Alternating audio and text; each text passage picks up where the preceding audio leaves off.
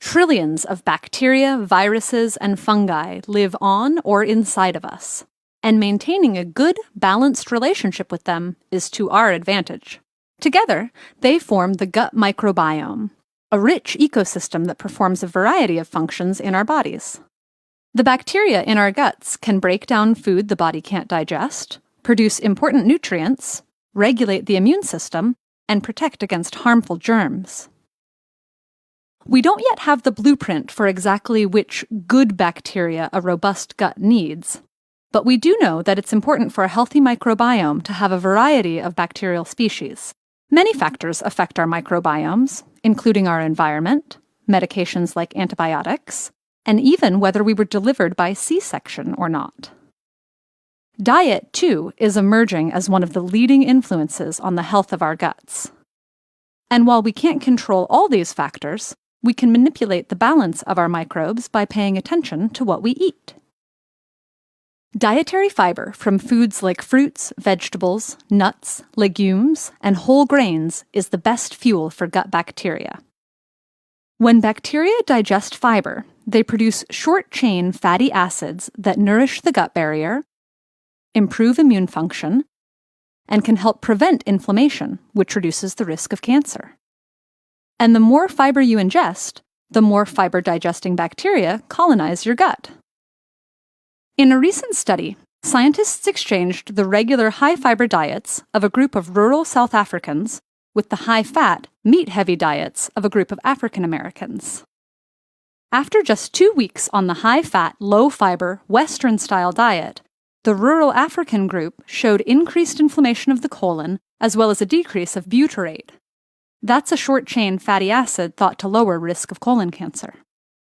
Meanwhile, the group that switched to a high-fiber, low-fat diet had the opposite result. So what goes wrong with our gut bacteria when we eat low-fiber processed foods? Lower fiber means less fuel for the gut bacteria, essentially starving them until they die off. This results in less diversity and hungry bacteria. In fact, some can even start to feed on the mucus lining.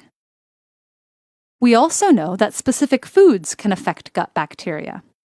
In one recent microbiome study, scientists found that fruits, vegetables, tea, coffee, red wine, and dark chocolate were correlated with increased bacterial diversity. These foods contain polyphenols, which are naturally occurring antioxidant compounds. On the other hand, foods high in dairy fat, like whole milk, and sugar-sweetened sodas were correlated with decreased diversity. How food is prepared also matters. Minimally processed, fresh foods generally have more fiber and provide better fuel. So lightly steamed, sautéed, or raw vegetables are typically more beneficial than fried dishes. There are also ways of preparing food that can actually introduce good bacteria, also known as probiotics, into your gut.